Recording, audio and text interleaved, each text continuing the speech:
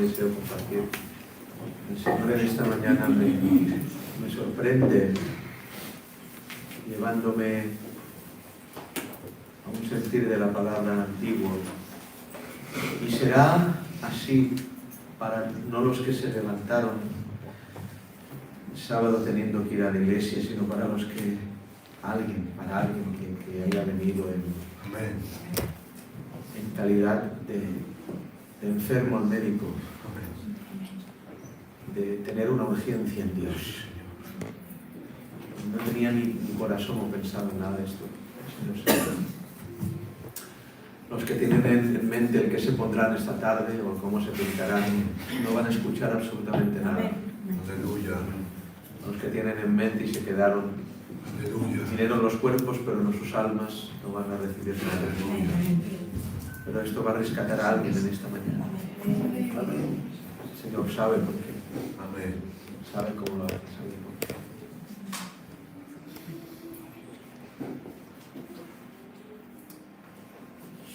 Hay una manera excelente de vivir la vida en el Señor. No creo que solo hay una. Y es en la presencia. Cabe destacar la verdad de que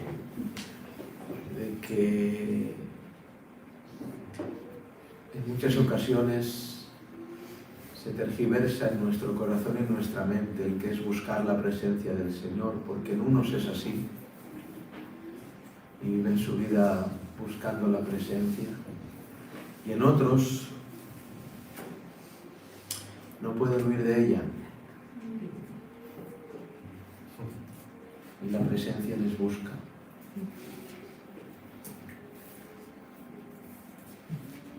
La presencia de Dios hace la diferencia en todo. Vivir en la presencia de Dios es no estar nunca solo. El que Dios diga presente en nuestras vidas. Estoy aquí.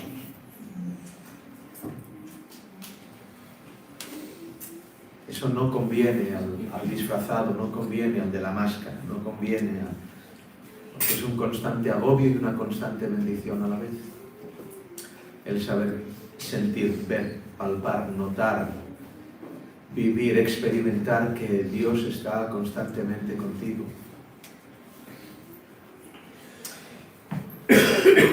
Hace que las cuentas sean claras, que no escondas números,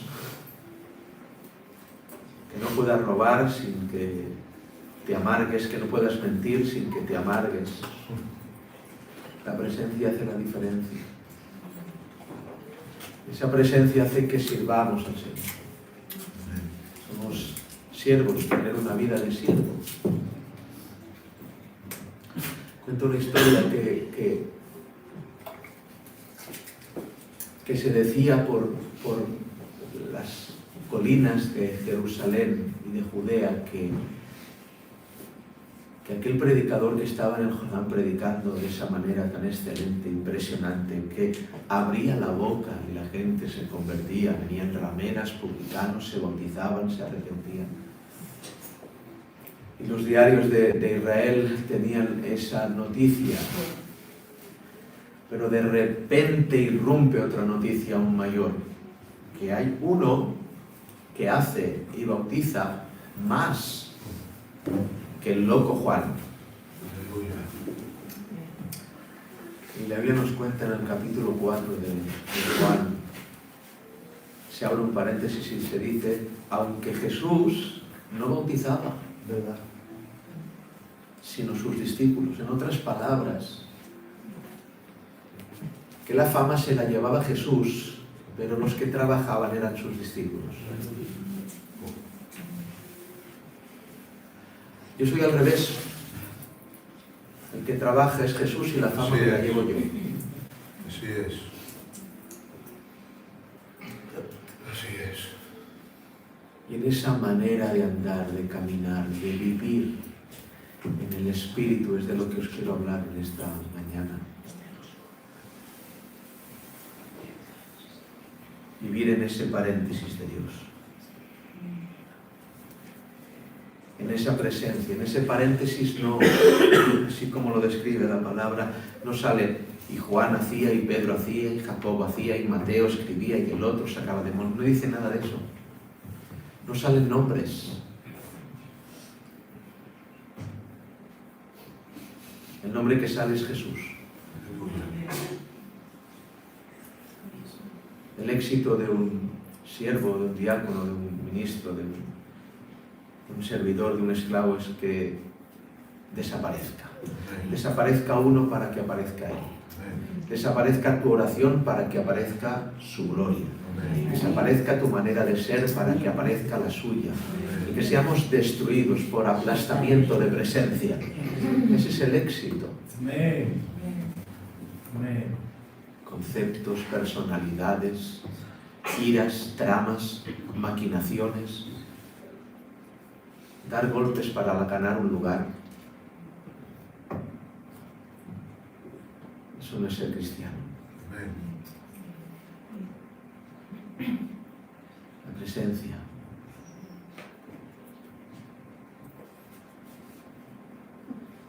Hay otra historia para hablar de esto que dice la palabra del Señor. Perdonad que no abra los ojos, pero es que me siento bien así. Disculpadme. Dice la presencia, dice la Biblia, dice la Escritura que el conquistador Josué se disponía a cruzar un Jordán. El Jordán.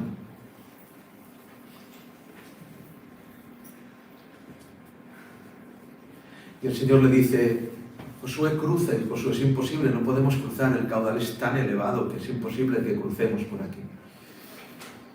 Y Dios le dice: tú pon las plantas de los pies en el río, que yo lo detengo. Se detuvieron las aguas arriba, no se sabe cómo aún. Y pasaréis en seco de nuevo. Pero Dios le dice algo a Josué: agarra 12 piedras, uno de cada tribu, hará un monumento dentro del caudal del río cuando las aguas sean detenidas, y tomaréis 12 piedras más y pondréis un monumento fuera. Y cuando pasaron, aquellos hombres pusieron un monumento dentro del agua y otro monumento de piedras fuera del agua. Se volvió el río, el caudal volvió a fluir, y las aguas cubrieron aquellas piedras.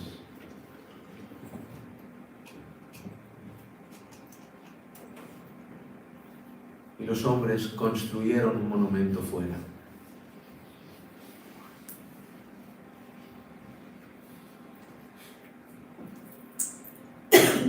La Biblia recita y dice textualmente: y aquellas piedras de allí dentro, las de dentro del río, siguen allí hasta hoy.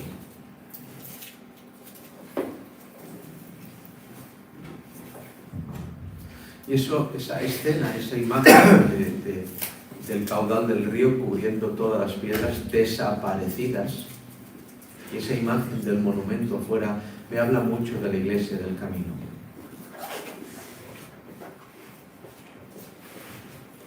Y de la iglesia en general. Y de la iglesia en Benidorm. Y de la iglesia en Madrid. Y de la iglesia en Oporto, en Buenos Aires, de la iglesia en Teruel, de la iglesia en Málaga. Me habla mucho. Porque hay unas piedras que colocaron los hombres y que cuando se venía el viento y la lluvia y las cosas, las hojas de los árboles se añadían al monumento de afuera, los hombres podían limpiarlo. Y podían recolocarlo, y podían formar, no sé, una pirámide, como ellos bien quisieran. Es el monumento de afuera. Pero los hombres no podían tocar el monumento de adentro.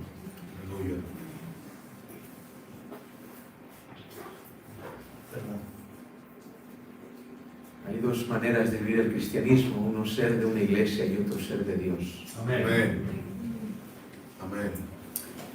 Ser de una iglesia hace que sí, que cuando vienen vientos y piedras, tú necesites que los hombres te toquen y te limpien y te recoloquen.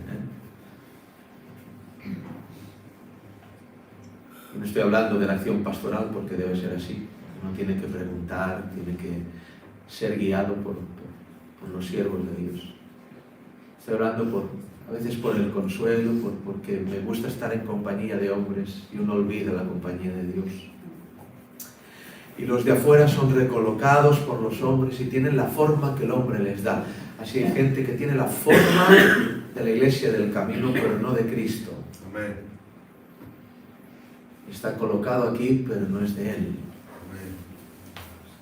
Escucha al hermano Mac, pero no escucha a Dios. Y tiene unas normativas que sabe levantar la mano en el momento, es de una iglesia evangélica o de otra iglesia de no sé dónde. Soy reformado, soy aquí, soy allá, pero no conoce al Señor. Amén. Limpiar los monumentos de afuera. Limpiar los monumentos de afuera cuando vienen las circunstancias de la vida, cuando ocurren cosas y uno es recolocado. Y a veces uno es recolocado en sí mismo, uno se recoloca en su capacidad carnal y humana. Y uno se levanta solo. Y uno, incluso, hay alguien que haya pensado que se puede limpiar él mismo. Y le acontece como Pilato. La Biblia dice que se lavó las manos. Sí, hay gente que se lava las manos y no puede en ese momento estar más sucio. Porque se lava las manos de Cristo. Se lava las manos de la responsabilidad de servirle. Se lava las manos de la capacidad de doblegar la rodilla delante de Él. Me lavo las manos, no quiero saber nada. Y nunca estuvo tan sucio que cuando se limpió. Así hay gente, monumentos de afuera, que no viven en la presencia de Dios, que no están tan limpios, tan sucios que cuando ellos mismos se limpian. Siempre justificándose, siempre justificándose, siempre justificándose. Pero hay otros que son distintos, son los monumentos de adentro. No son bañados por según qué agua cuando viene el sábado, no son bañados por según qué movimiento, esta tarde estarán contentos. Ellos viven distintos, viven adentro, en el constante contacto del agua. Hay algo que se llama erosión. La erosión es el efecto de la fricción del agua en la piedra.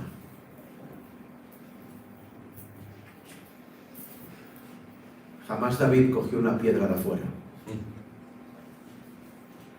La piedra que mató al gigante era de adentro. Aleluya. Porque vivía en la erosión del agua. En el contacto de otras piedras. Las piedras de afuera se ensucian, las piedras de adentro es imposible que se ensucien porque viven dentro del agua. ¿Cómo se ensucia una piedra que vive dentro del agua? En el momento que viene alguna hoja, algún sedimento, el agua arrastra y es limpia. La presencia de Dios. Ahora yo os puedo mirar. La presencia de Dios. La presencia que algunos buscan y no encuentran. La presencia que otros huyen y no pueden escapar. La presencia de Dios que no está cuando te arrodillas. La presencia de Dios que está cuando pecas. La presencia que te hace vivir amargado y feliz. Así es. Llorando y riendo. Monumentos de afuera con forma de hombre, monumentos de adentro, forma que Dios quiere. ¿Qué forma tiene usted? ¿Se da usted mismo forma? ¿Se la da la iglesia? ¿Se la da el pastor? ¿Qué forma tiene usted? La presencia de Dios da forma. La presencia de Dios te ayuda a perdonar, te enseña a perdonar. La presencia de Dios te enseña a amar al que te ofende. La presencia de Dios te enseña a guardar silencio, a callar opinión. La presencia de Dios provoca algo en ti, algo distinto que te cambia, te transforma. ¿Por qué? Porque tú eres muy distinto, yo soy muy distinto en la presencia. Y la presencia cambia, te transforma, hace cirugía en nosotros para que nos parezcamos a ella. Gente que tratas de no estar porque te roban la presencia. Amén. Gente que da gusto estar con ellos porque llevan la presencia. Amén. Presencia de Dios. Entrar en la presencia. En una ocasión unos hombres murmuraron contra Moisés, Aarón, María, contra todo el liderazgo, porque ellos también querían ser sacerdotes. En la murmuración Dios optó por probarlos, por hacer una prueba con ellos. Con ellos, sí, con ellos no los mato, sino voy a hacer una prueba. Que cada una de las tribus, los capitanes de entre ellas, de los príncipes, de una vara y la ponga en el arca de la presencia. Una vara para cada tribu. Porque cada familia tiene una vara, ¿verdad? Y pusieron las varas en la presencia del Señor, en el arca, ¿entendéis? Aquel recipiente, receptáculo, aquel instrumento de gloria del Señor. Lo abrieron, pusieron las 12 varas allí. Fueron al día siguiente y pudieron coger 11, pero una no. Antes de ponerlas adentro, la palabra del Señor dice que el Señor mandó a Moisés que cada uno tallara su nombre en la vara. ¿Sí? Un palo, familia Bermúdez, familia Valentín, familia Batista, familia no sé qué, familia no sé cuántos, familia aquí, familia allá. Ponerlas adentro. Familia Rubén, Simeón, Gad, Neftalí, Aser, sí, Manasés, etc. Ponerlas adentro. Cuando estuvieron adentro, al día siguiente, una de ellas reverdeció. Cambió, fue transformada. ¿Transformada dónde? En la presencia. Durante años estuvieron en las manos de los hombres y no cambiaron. Igual la vara tenía 100 años y había pasado del abuelo al hijo, del hijo al nieto, yo qué sé. Pero no cambiaron, nunca reverdecieron cuando estuvieron en las manos de los hombres. Pero cuando estuvieron en la presencia, una de ellas se transformó. Somos especialistas en vestir varas muertas, en ponerles pieles y flecos.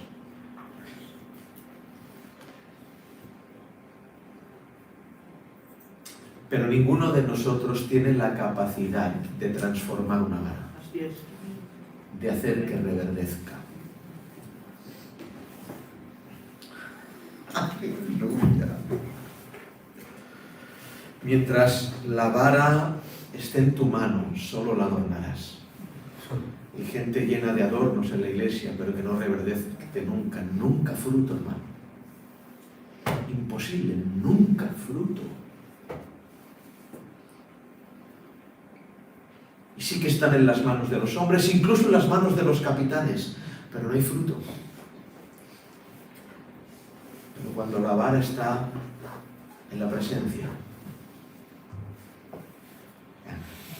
Pero pastor, ¿qué es la presencia? ¿Es algo místico? Sí, pero no. ¿Qué había dentro del arca?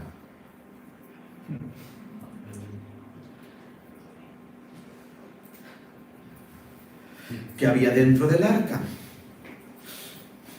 Estaban las tablas de la ley y la presencia del Señor. Eso es el poder de Dios para un cristiano. Amén. Este libro Amén. y la presencia de Dios. Amén. Porque la presencia no es hablar en lenguas. Amén.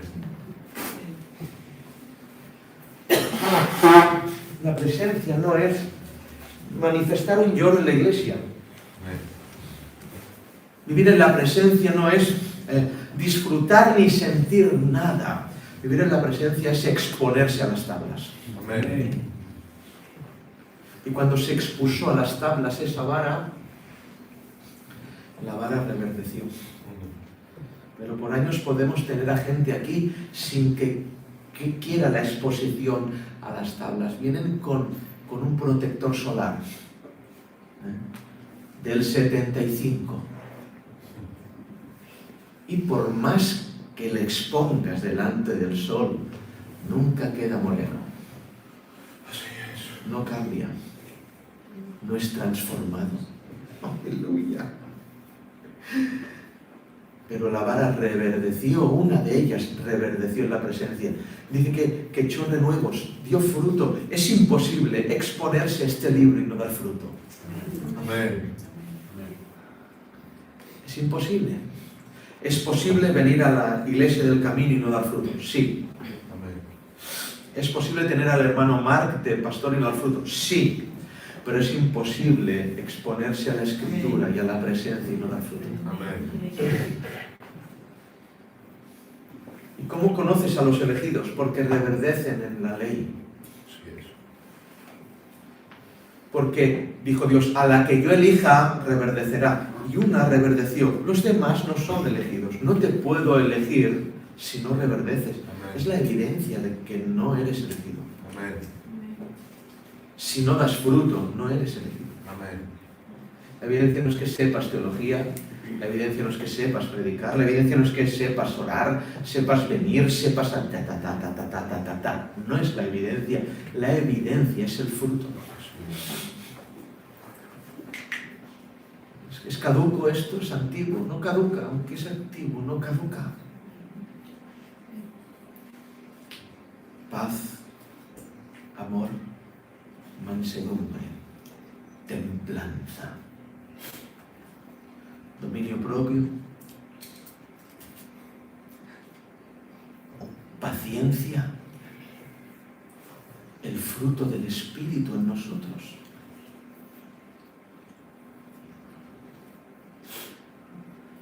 Unos vienen con protección a la presencia, otros directamente ya no vienen. ¿Por qué? No. O no quieren venir, o les molesta. E incluso ahora están molestados. ¿Por qué? Porque para otros la presencia es horrible. Déjame que cante mucho la Sinaí que sentimos al Señor. Si no canta la ley, no es alabanza. No, es que a mí me gustan los cultos aquellos que, vamos a dejarnos cantar un poco. No te mola, cuando se te expone la ley. ¿A qué los compararé? Dos ejemplos. Cuando los filisteos se llevaron el arca de oro, pensaban que se llevaban oro, no presencia. Y los ilusos llevaron al templo de Dagón, donde había un ídolo como un dragón así puesto allí, el templo de Dagón. Y se la llevaron allí, hemos agarrado el arca de Israel, los hemos vencido. A la mañana siguiente se levantaron el templo de Dagón destruido y el cuello del ídolo por el suelo. Aleluya. Porque la presencia corta cuellos. Amén. Amén. Y si aún estás en tu ídolo, es que la presencia no está en casa. Así es. Así es. Lo siento, no te enfades conmigo. Es la palabra. Si aún tienes algo por encima de Dios, Dios no está en tu casa. Porque cuando entra en el templo de tu Dagón, le corta el cuello al ídolo. Amén. Amén. Y provoca enfermedades, provoca úlceras, pústulas. Tanto es así que quitad esto de aquí. Porque para algunos la presencia es terrible. Así es. Quieren la emoción, no la presencia. ¿O con qué Dios pensáis que jugamos, hermanos? ¿A quién estamos sirviendo? a un ídolo de pacotilla en el 3 al cuarto. Dios no tiene kriptonita. No hay quien lo venza. Horrenda cosa es caer en las manos del Dios vivo. Amén. Amén. El mar le ve y huye. Las costas tiemblan. Junta el polvo de la tierra con 3 dedos. Los océanos son nada delante de él. La presencia. Por eso, el arca no. Emoción sí, pero el arca no.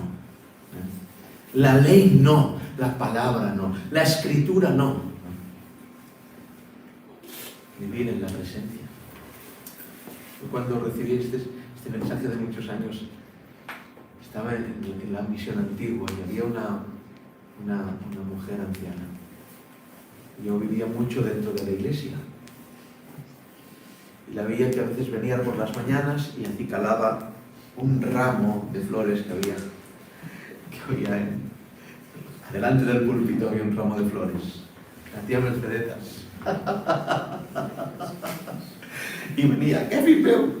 Y veía que yo estaba en las flores, todo el día en las flores, y ponía las flores y les limpiaba.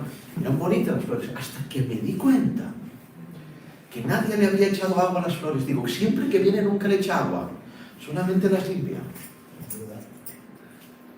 Hasta que miréis que no eran flores de verdad. ¿Os imagináis que hubiera echado agua a las flores de mentira? Se hubieran podrido. Si hay gente que son floreros en la iglesia y que nunca les puedes echar agua porque se pudren. Porque no son flores de verdad. Amén. Amén. No quieren presencia, Amén. no quieren palabra. Amén. Pero os animo en esta mañana, quizás rescate a alguien el vivir en la presencia. Yo no os puedo ayudar. La presencia del Señor en vosotros lo es todo. Amén.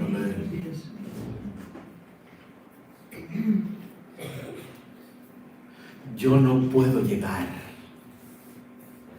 La presencia del Señor llega a todas partes. Escucha. ¿Dónde te esconderás? Que el ojo del Eterno no te vea.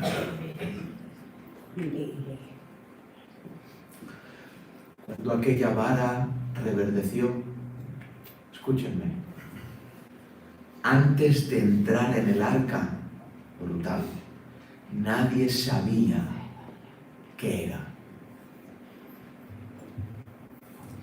Después de entrar en el arca, al reverdecer, dice, entonces echó renuevos, flores y almendras. Nadie la llamó almendro antes de que entrara en el arca. Cuando entró en el arca y reverdeció, supieron que era un tronco de almendro.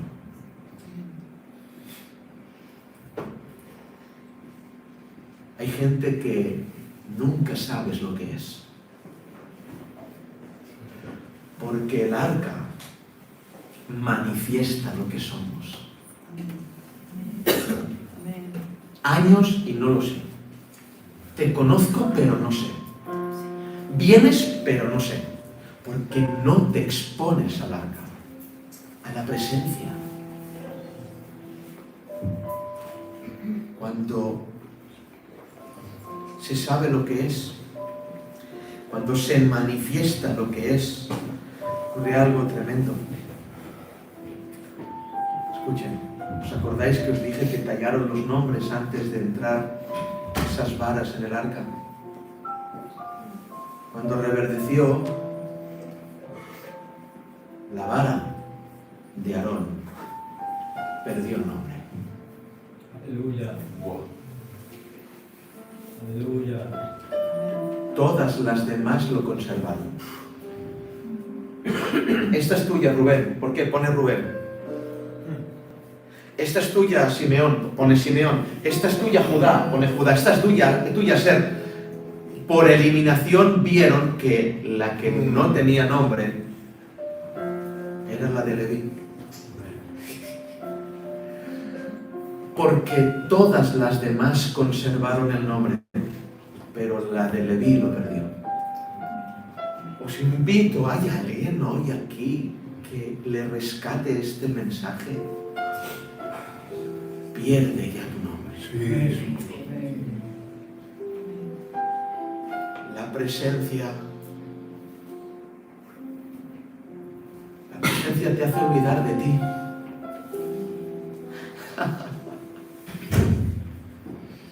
La presencia hace olvidar tus deseos egoístas espirituales, tu deseo de posición, tu deseo de yo qué sé, tu deseo de boda, tu deseo de dinero, tu deseo mi deseo. Te hace olvidar. La presencia te hace olvidar quién eres. Sí. Así es. Tu nombre ya no es, solo conozco un nombre, Jesús. Cristo es el nombre.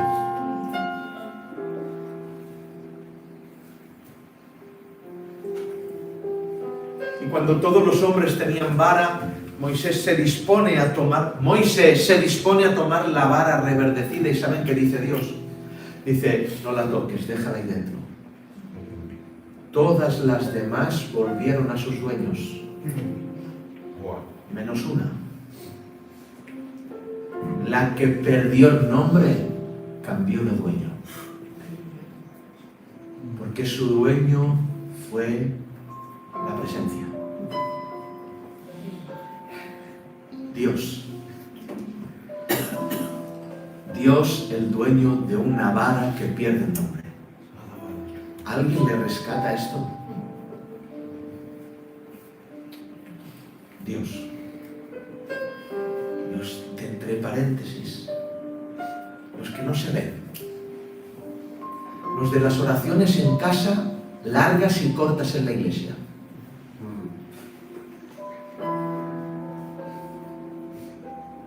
Los de opiniones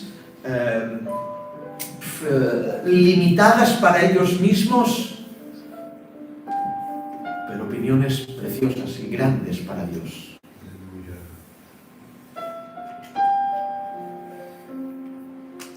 Las que visten más hermosas para los cultos a Dios que para los pedimientos. Amén. Así es, creo. Las que lloran en la presencia de Dios a pesar del maquillaje.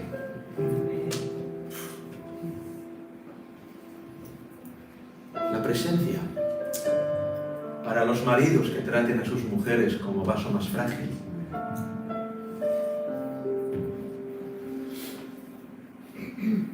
Para una iglesia sujeta a los mandamientos de Dios. Como hablábamos el jueves, para aquellos que tienen un dolor en el alma por un ser querido que ha fallecido, pero tienen el consuelo de la presencia y viven con eso felices. ¿Queréis una bomba?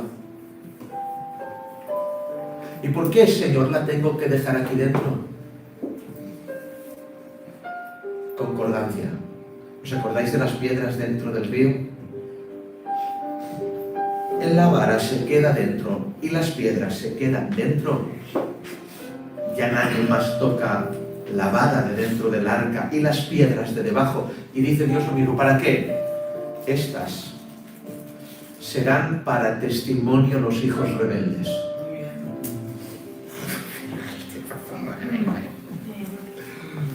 Varas que no salen de la presencia y piedras que son monumentos de adentro en el paréntesis de Dios para una sola cosa. ¿Para qué? Para ser testimonio a los rebeldes. Reverdece, hermano. Reverdece, hermana. Joven,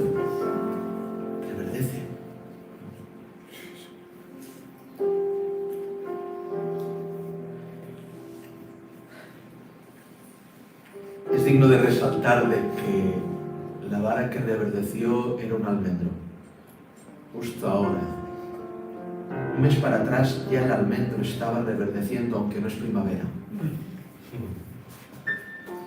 Porque el almendro es el único árbol del mundo que despunta antes que todos los demás. Y cuando uno va por campos de almendro, aún no es primavera y ve sus campos de color ese malva blanco, precioso. Es precioso el almendro. Otra cosa, reverdeció sin tener raíces. Porque el que está en la presencia reverdece lo sobrenatural. Otra oportunidad, reverdeció sin que tuviera sol. Es imposible sin la luz del sol reverdecer. No, es que tenía un sol dentro. Porque el que está en la presencia reverdece de noche. En tu pena, en tu dolor, en tu escasez, en tu incomprensión, en tu tribulación. Reverdece, iglesia. Sí, Señor. Ayúdanos.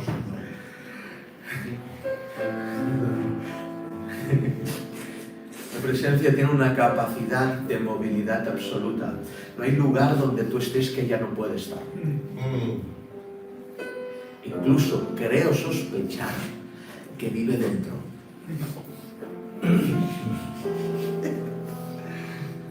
La presencia. Florecer sin raíces. Cuando terminó de los monumentos de fuera y de dentro, repito aquella frase, dice, siguen allí hasta hoy, porque la presencia da calidad de futuro. Es un seguro de vida. Siguen allí hasta hoy. Hay gente que se mueve, pero no cambia. El que vive en la presencia sigue allí hasta hoy. No es la iglesia del camino, porque hay quien no está aquí y está en la presencia. Gloria a Dios. Pero la presencia provoca de que sigas allí hasta hoy. ¿Dónde? En la cruz. Amén. Amén. Siguen allí hasta hoy. Siguen allí hasta hoy. Bueno, recta final. La presencia. ¿Alguien quiere ser testimonio de los hijos rebeldes? No, ¿verdad?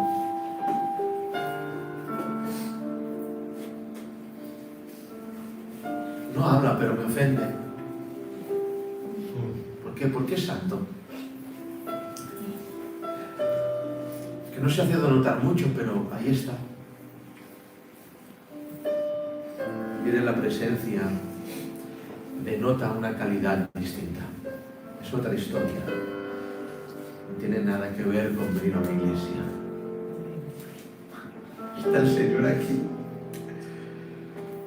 Miren, os cuento un testimonio.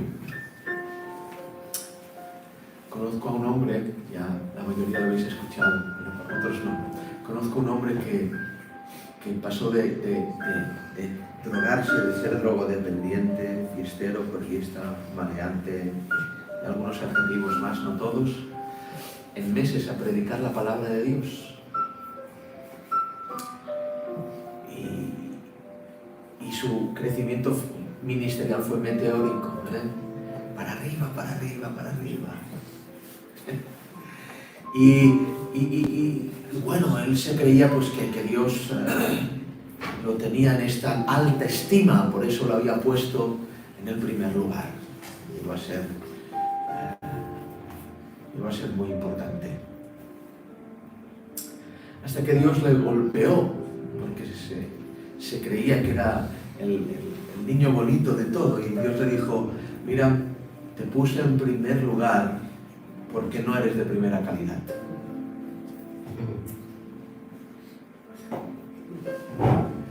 Voy a repetir, te puse en primer lugar porque no eres de primera. Porque hay veces, en ocasiones, que Dios tiene que dar lugares de primera a gente que es de segunda. ¿Por qué? Porque si los pone en segundo lugar no aguantan. No pilláis, qué pena. Lo voy a repetir. Quien se cree un gran goleador no puede estar en el banquillo.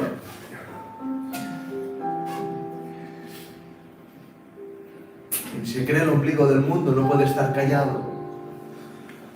Yo hablo de mí, me creía el ombligo del mundo y en verdad lo soy porque no soy de primera.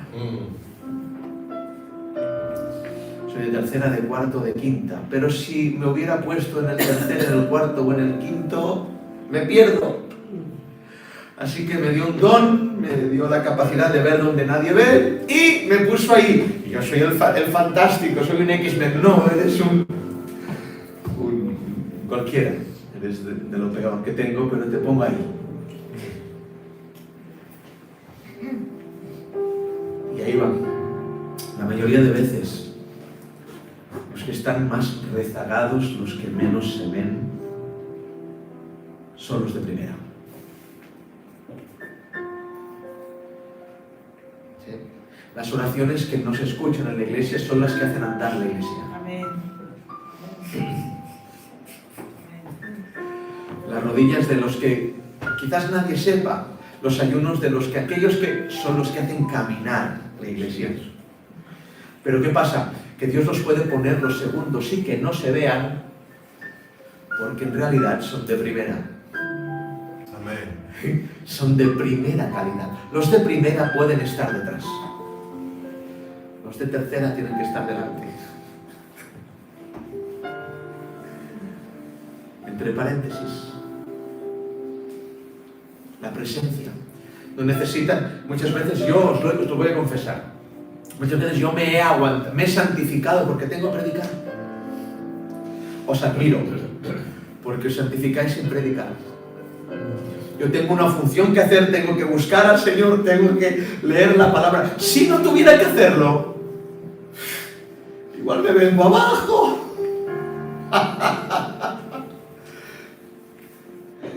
Que soy el pastor, que yo soy, tengo un nombre, tengo que mantenerme ahí. Hipócrita, eres de tercera. Amén. Si hubiera alguien que tuviera méritos para tener el trono de Israel, no era David, era Jonatán. Aún antes que David matara a un filisteo, Jonatán había matado a un regimiento entero. David lo hizo a la luz de todo el pueblo, Jonatán a oscuras. No sabía nadie lo que había hecho. La Biblia lo resalta. Él y su escudero subieron a un monte y mataron a un regimiento entero. Por linaje, por valentía, por honorabilidad, el que tenía que suceder era Jonatán. Pero Jonatán, siendo de primera, Dios lo puso atrás. Y Dios dijo, este es conforme a mi corazón. No. Hay quien ha predicado esto diciendo que David tenía el corazón de Dios. No sabe lo que dice. Era el corazón del Señor que quería ese. Al de tercera. Al que mientras Jonatán ve a Israel como doncella y la pierde para que la gane David, David ve a Betsabé casada, mata a Urías y se queda con Betsabé. De tercera. Pero lo puso primero. Y yo necesito gente aquí de primera. Que viva en la presencia, que viva en el paréntesis de Dios. Necesitamos a esa gente. Monumentos de afuera, monumentos de adentro. Cierro. ¿A dónde vive usted? ¿Alguien le rescata este sermón? ¿Alguien le persigue la presencia de Dios? El Señor es tan grande y tan increíble que Él es no de primera, es de otra categoría. Por eso dice que Él tiene su voz es como estruendo de muchas aguas. Dice, pero cuando vuelva usaré la voz de un arcángel, con trompeta de Dios y con voz de arcángel. Impresionante. Se pone el segundo para ser el primero. Yo soy el alfa. Hombre, claro, eres el primero, pues tranquilo, soy la omega. Nadie está detrás mío, yo me pongo el último. Tiene calidad top. Ponerse atrás. Quizás Dios nunca te dé un pastorado, un púlpito, un diaconado, pero te quiera en la presencia. Los monumentos de adentro. Recuerdo aquel momento en la historia cuando se tiene que defender que Cristo es el Mesías. Cuando recuerdo esto. Y tiene a gente que lo escribe. Mateo escribe la genealogía, porque para demostrar que Jesús era el Mesías se tenía que escribir la genealogía. ¿Por qué? Porque un judío sabe que es el Mesías por la genealogía de David, y Mateo escribe la genealogía. Pero Mateo no era el más indicado. Había uno más indicado para describir que era el Mesías. ¿Quién? Juan. ¿Saben que el Evangelio de Juan es el último en escribirse? ¿Por qué? Defiende, sal, arremete, habla. Pero Dios no le deja. Y sale un Lucas que no estuvo con él y escribe la genealogía también. Pero ¿cómo es posible que la escriba Mateo, que la escriba Lucas? Si alguien sabe de dónde viene, emparentó con su madre. Mujer, he ahí tu hijo. Juan, he ahí tu madre. Si alguien sabe de dónde viene, ese es Juan. Pero lo mandó callar. Lo puso atrás.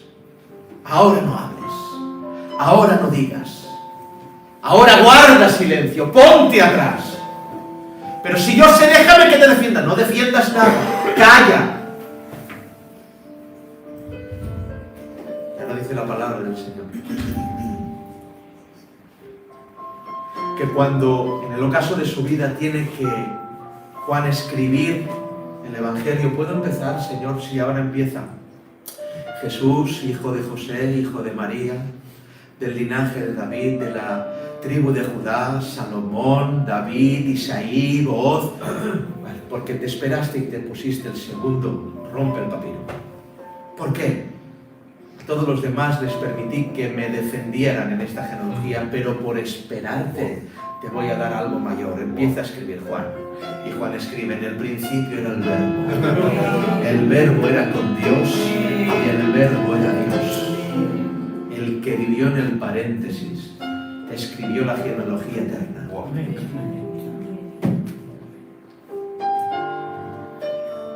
Monumentos de arriba, monumentos de adentro.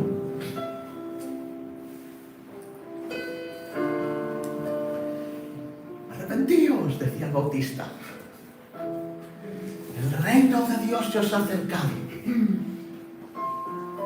En el Jordán, monumentos de afuera, monumentos de adentro. ¿Estáis aquí? ¿Lo veis como yo? Yo ahora estoy en el Jordán. Y es verdad que sí, hermano Parín, estamos en el Jordán. Aquí esas aguas así un poco... Son limpias, pero son turbias, ¿eh? De tanto fango que hay. Y baja un publicano traidor, arrepiéntete, sí, me arrepiento y lo bautiza. Y baja una ramera, me arrepiento y la bautiza. Y de repente por la ladera aparece uno. Y dice, no puede ser.